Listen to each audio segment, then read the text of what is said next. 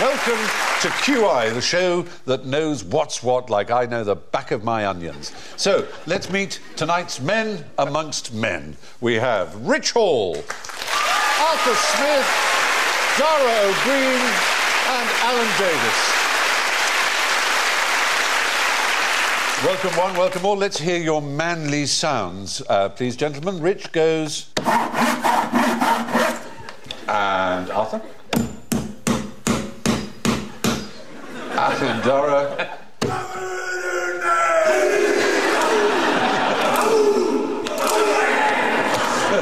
And Alan.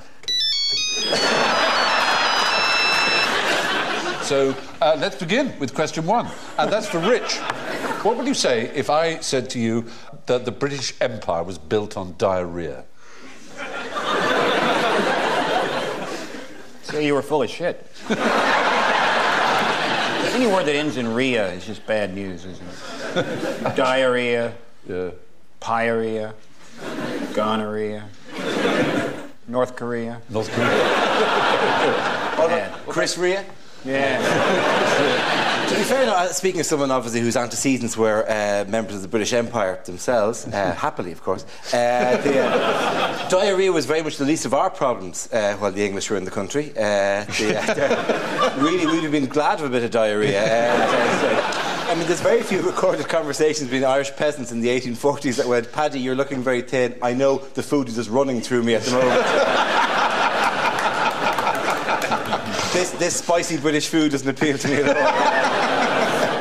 Well, yeah, absolutely. Well, of course, the question is oddly framed because actually the British Empire came about because the British was the first imperial power to overcome the problem of diarrhoea.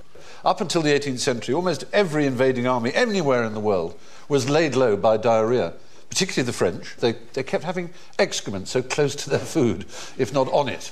And it was not understood that this was a bad idea.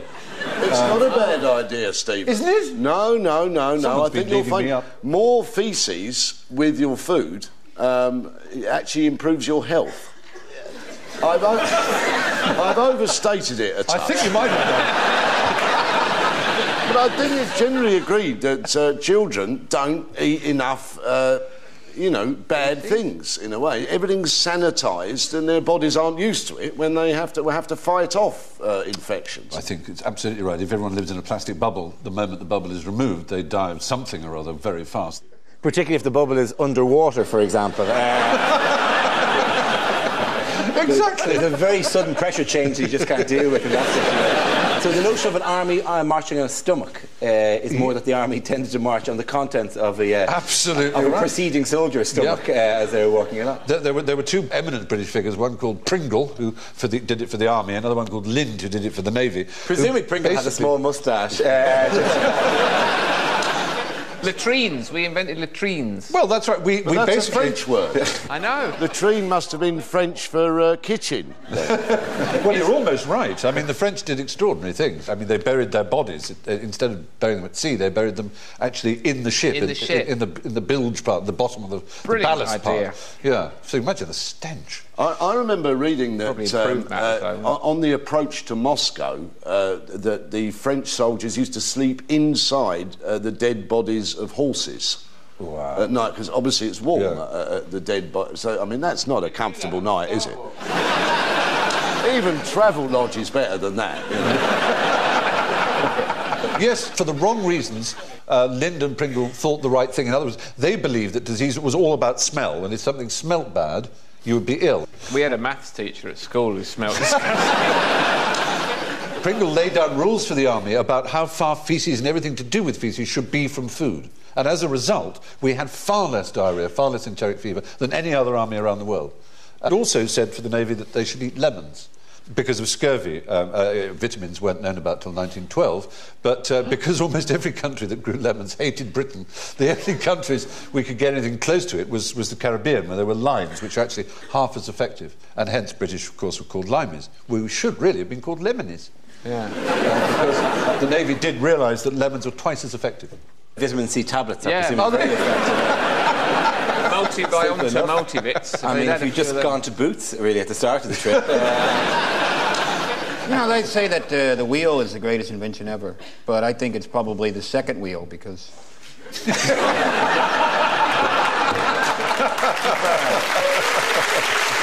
Have you ever seen a guy on a unicycle? What an asshole. In the Battle of El Alamein, there's a strong historical argument that it was won because more than 50% of the German army in North Africa at the time had diarrhea, and Rommel himself was in hospital on the first day of the Battle of El Alamein with the squits. My father actually was genuinely at El Alamein, and he was the only soldier, according to him, who didn't have the runs, and he was actually constipated. That's what he said. And he had minded, this was one of his great lines, I had to dig it out with a stick.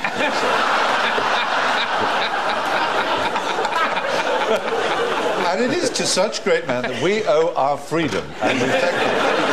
There you are. It's really put me off going to war. I was all right with the killing and the mayhem, but the shit. You don't see it in war films, and yet it is something that absolutely drives humans everywhere. I mean, it is our... Do you know, I feel, though, in many ways, we've pretty well done diarrhoea. I think we have. We're ready to move on, in fact. We'll move on to a question for Dara. Now, what begins with B... I thought we were done with diarrhea. It's really an anagram, your name, isn't it? Well, it's quite possibly an anagram, but what an anagram... Well, everything. Diarrhea. It's an anagram no, of the great... No, there's only 4 letters in my name. It's an anagram of the great drama school RADA. That's what it's an anagram of. So with all the rest of it, there's an O, isn't there? There's an O, yeah, there's a B, there's an N, yeah, as if my name is roughly NB diarrhea. Dara. Dara. Yes. Dara. So, Dara, what begins with a B and is illegal in Turkmenistan? Begins with a B and is illegal in Turkmenistan. Begins with a B, yes. Well, presumably a plague of bees would be... would begin with one B. There is a town in Turkmenistan called Mary. Mary's an odd name for it. Is there a Mary there? There is a Mary, yeah. Oh, my God, you're absolutely right. Seeming there's also a large region called Mary as well in Turkmenistan. That's Mary, and there's a little town called Quite Contrary. Buggery? Is it buggery? It's not... Well, actually, as far as I know, it may be illegal buggery. Bestiality? No, it's something weird. I mean, it's bear baiting. Ballet. Ballet is the right answer. Ballet is illegal. Illegal? In a country that used to be part of the Soviet Union. Arrest that man. Is that a man? It could be a man. There is a very, very odd man indeed called Sapamurad Niyazov, who is the head of this country, Turkmenistan, and there he is. Is he from Mary? He doesn't look like he is, does he? No, he's not. He's actually from Ashgabat, which is the capital. Ashgabat! And he is one of the oddest world leaders. You, ballerina! Yeah, exactly. In 2001, he said that. Not only that, he's named January after himself. So his face appears on millions of yogurt pots. If you buy a yogurt pot in Turkmenistan, his face will be on it. What's the point of that? Well, exactly. I mean, power has gone to his head. It looks like a face that would curdle milk.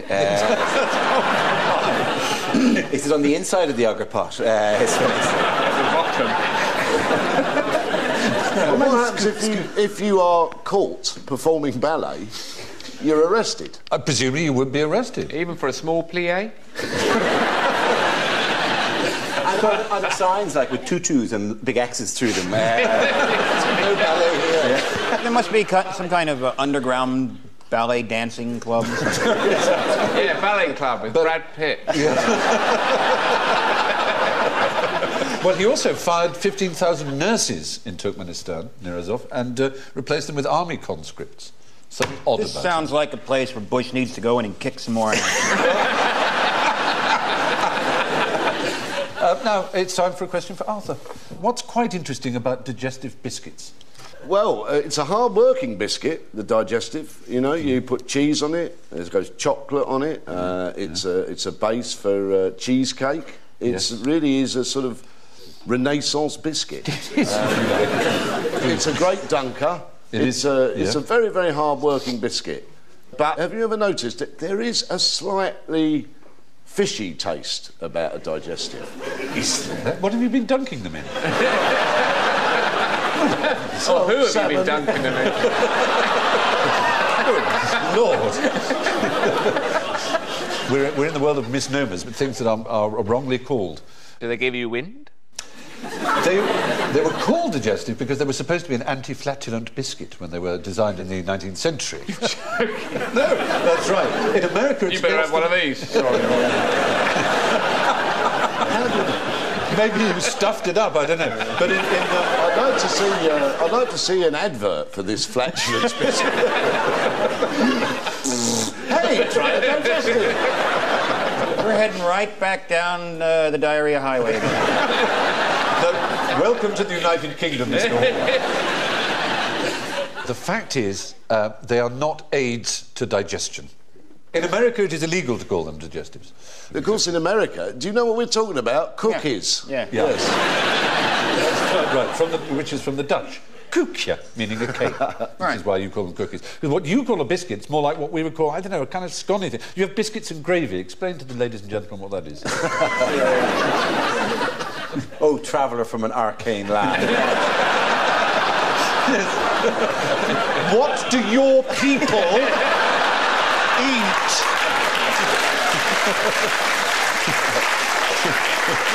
Everything.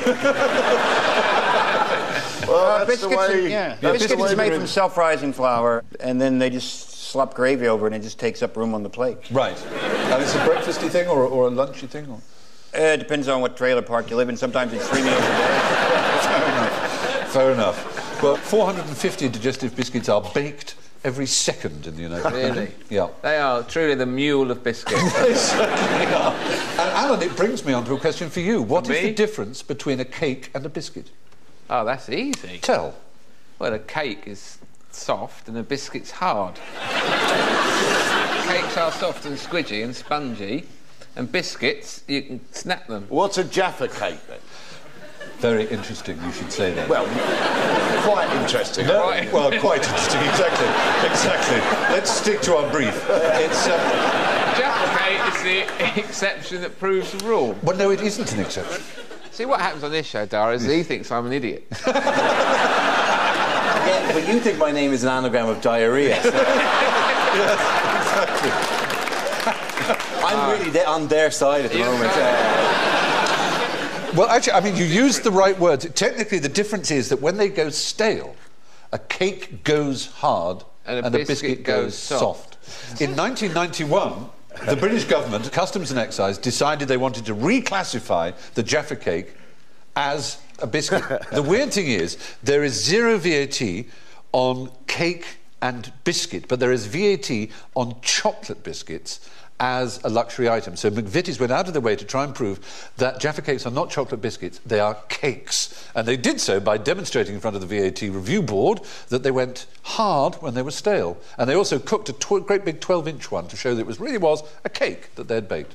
I always think King Alfred, you know, he was a great man. Is that a cock ring? That's a really early cock ring. It's made of stone. Oh, they had big knobs then. But, King Alfred, who I believe was invented... I'm determined to carry on. Yes, no, please do. He invented the navy. He made all sorts of differences. He was an important political figure, but all we remember him for is some business involving cakes. Yeah. You, for example, may yet, Stephen, be remembered for something pathetically insignificant. Absolutely. I once dropped a pack of Abbey Crunch. So posh. They're not posh. They are posh biscuits. Posh biscuits are ones that are cooked for you by your pastry chef.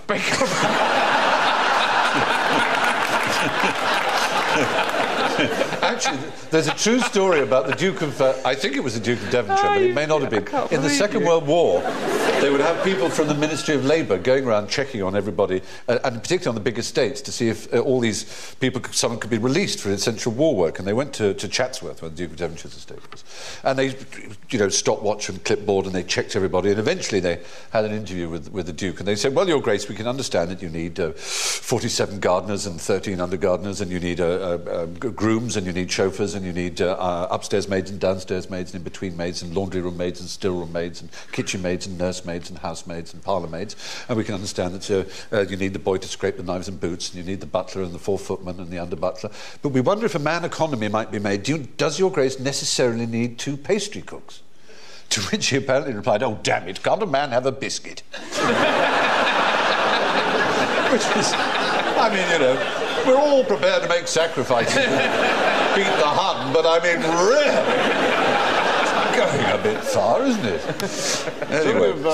Peter Ustinov had rather a good story about it. He said he was at a school that was so posh that on school sports day they had a chauffeur's race. Of course, we call posh cake gâteau, don't we? And the French call posh cake le cake. Yes, that's true. Do you know what biscuit means? What its derivation is? Bis meaning... Eat, chew, twice. Eat, bite. Twice. Sweet, hard coffee cup. Twice. Sweet, hard coffee cup. Sweet, hard coffee cup accompaniment. No, it means twice cooked. Biscotti in Italian. Oh, biscotti is a biscuit. Biscuit. They're horrible, though. Twice They're like bits cooked. of shrapnel. Yes. But it's fun to do that game with the wrapper that it flies up in the air. Here's a quite interesting fact.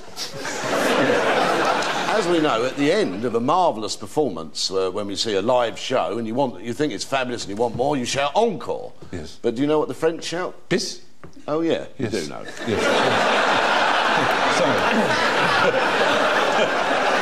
Sorry. It means twice, yeah. So they're asking to see the whole damn thing again. Well, on from biscuits, fingers on buzzers now for our next question. Who invented straight roads? Alan. The Romans. Oh dear, oh dear, oh dear, oh dear, oh dear. I knew it. Dear, I'm afraid not. You haven't caught me or anything, because I knew that was going to happen. Did you? Did you? Yes, it's And not. I'll have you know that they did.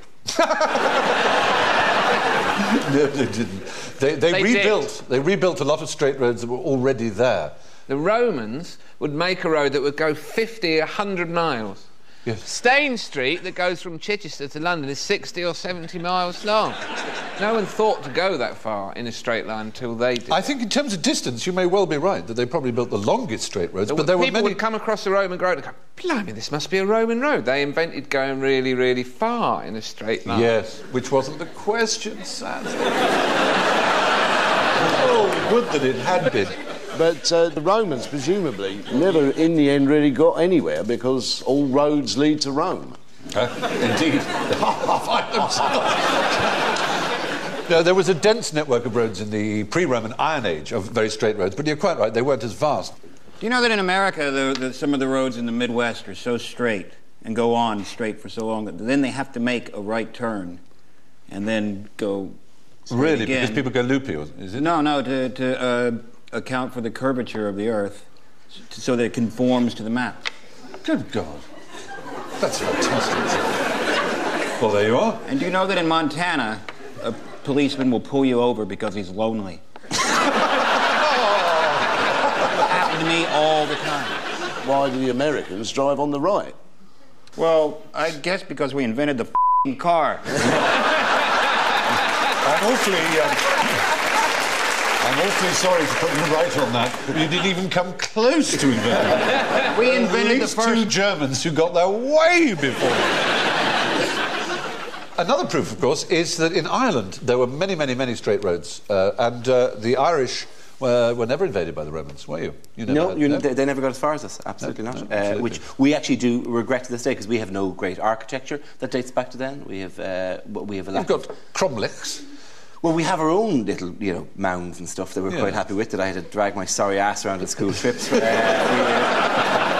Boys, we're off to see a mound today. and our imagination ran riot, but it was never what we expected. And do you know why the grass is greener in Ireland than over here? Is it because of limestone in the grass? It's because you're all over here walking on ours.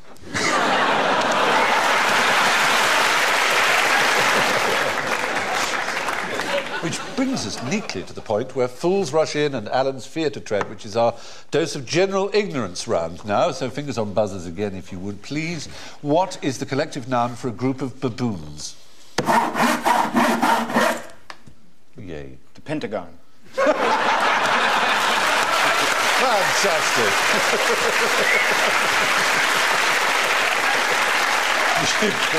Oddly enough, American politics has a lot to do with it, and not only is the Pentagon an organ of American power, but so is their House. Capitol Hill, the White House. The House is known the as... House of Representatives. House of Baboons? It's the Congress. The Congress. It's a Congress. It's a Congress of baboons. Yeah, but the reason we asked the question is... Congress of baboons. Very good. But there is a quite interesting fact about a new word that is beginning to replace Congress, and it has a very odd history, this word. It comes from a comedy sketch on BBC television in a series called Not the 9 O'Clock News.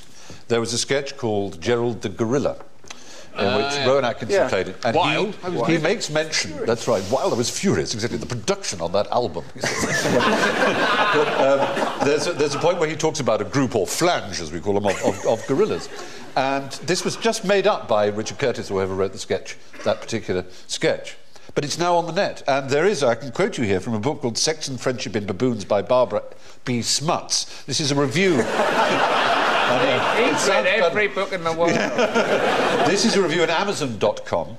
And it's a serious academic study, and it says, in this marvellous book, Smuts draws from years of painstaking field research in which he followed around a flange of Chacma baboons in the Matete Game Reserve in Zimbabwe. And a word has migrated from a comedy sketch into the internet and is now being used by academics as the official word.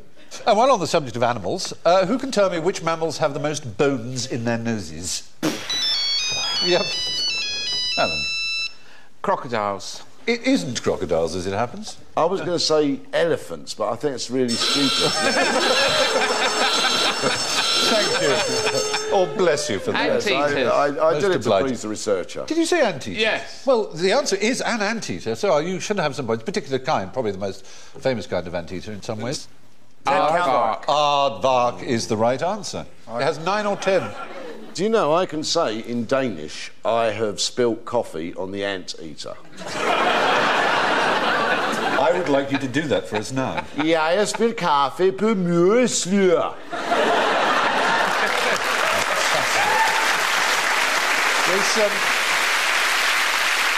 Elephants, of course, have no bones in their noses whatsoever.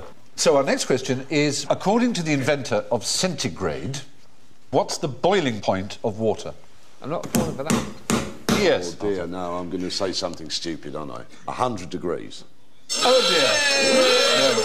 No, it's so obvious. It's obvious, and you'd think it's a reasonable thing to say. The inventor of centigrade was a man called Anders... Celsius is quite right. From 1701 to 1744 he lived, a short but fruitful life. Spent all that time going, oh, that's hot. That's hot, that's cold, and that's hot. Well, that's quite chilly. I should call that one.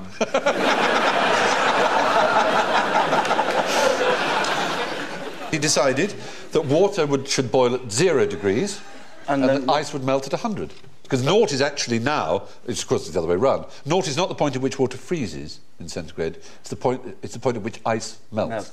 Yeah. 0 is actually more than that, and I'm giving you a scientific fact because I don't wish to be associated with diarrhoea for the rest of the show. The 0 is actually the triple point of water. It's the first temperature at which water can exist in all 3 states, because you can actually get water vapour, which is at 0 as well. Oh, very good. You must have some points for that. And this round of applause. Thank you very much. Round of applause. We like that. Thank you very much for the point, and in particular because for the private moment I had there where I remembered that when I was told that in school at 16 and went, when the f*** am I ever going to use that piece of... Hooray! It happened, you see. But here's one, which is called a -40 centigrade or -40 Fahrenheit? -40 centigrade. No, they're both actually... They're both the same. They're the one point at which the two where things they are meet. the same. So which came first, Celsius or Fahrenheit? Fahrenheit came first. The interesting thing about the British is what we do is we use centigrade when it's cold and we use Fahrenheit when it's hot. So we go, oh, when it's hot summer, we go, it's the 90s, it's 92. But when it's really cold, we go, it's -3, it's -5. You don't say it's 28, which is what it would be in Fahrenheit. We do, we're very inconsistent, aren't we? Well, from that to, what did Mussolini do? Made the trains run on time. Oh. No, he didn't. You could argue he made one particular train run on time. In 1922, there was a general strike in Italy, much to the annoyance of many Italian people, and certainly to the annoyance of the king, Umberto. And the fascists, led by Mussolini, were gathered in Naples, and Mussolini made his ferocious speech saying, we shall march on Rome, and we shall sort this out, and we shall seize power if we're not offered it, and we shall end this strike. And it became, and Roma, Roma, Roma, we shouted, and the famous March on Rome began. Mussolini himself went to Milan, didn't go on the march because he was rather scared. He was quaking in his jackboots. But it turned out to be a great success. And the king offered him power and said, you must get on the train from Milan, where he was, to Rome, and I will offer you the prime ministership. So he rang up the station master at Milan and said, this train has to run on time. And it was the one train he definitely made run on time. But all the other improvements in the Italian transport system were actually made before he came to power. Garibaldi, that's a type of biscuit. It's a type of biscuit. Certainly it's a type of biscuit. And it cracks. It's the difference. You can't crack a cake. No. Good. Well, that's all very exciting. That's Mussolini for you. No evidence that he made Italian trains run on time at all. Let's have another question. Which eye did Nelson wear his eye patch on? Anybody haven't thought? Yes. The right eye. It was a little unfair. He didn't wear one. He didn't wear one, ever. He never wore an eye patch. Never wore an eye patch, he just went like that. Only in Ladybird books did he wear an eye patch. He was a very strange man, Nelson. He bought, for about 25 shillings, these silver stars. He was given all kinds of titles by the King of Naples, and he bought them all and put them on a sash and stood on the quarterdeck of the Victory like this, covered and shining in stars. And from 50 feet away, the French shot him. Perhaps not surprisingly. There's an argument. He never actually lost an eye. He just lost the sight of his eye, in fact. Did you know that Lady Hamilton was vastly overweight and had a Lancashire accent? I thought you were going to say overrated then. I'd give her a 6 or... It seems a bit unfair on anyone watching from Lancashire that you seem to yoke together fat with and a Lancashire accent. I only try to make the point that it's surprising. It's not what you think. If you watch Vivian Leigh play her opposite Laurence Olivier in the film... She doesn't talk like Liam Gallagher. No, she doesn't say, ooh, I wouldn't have him if he came with nested tables. It's not that kind of thing. So, that's all from us. Let's look at the scores. In last place, we have Alan with -20, I'm sorry to say. Just ahead is Arthur Smith with -18. on +2 points, it's Rich Hall on 2, and our runaway winner on 4 points is Dara and Briain.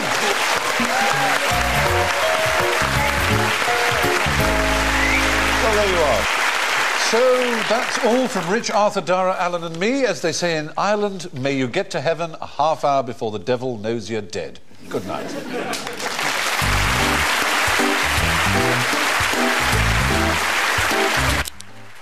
What comes from Glasgow and glows in the dark? Is it Sir Alex Ferguson's nose? You are seeing QI, switch to BBC 4 now.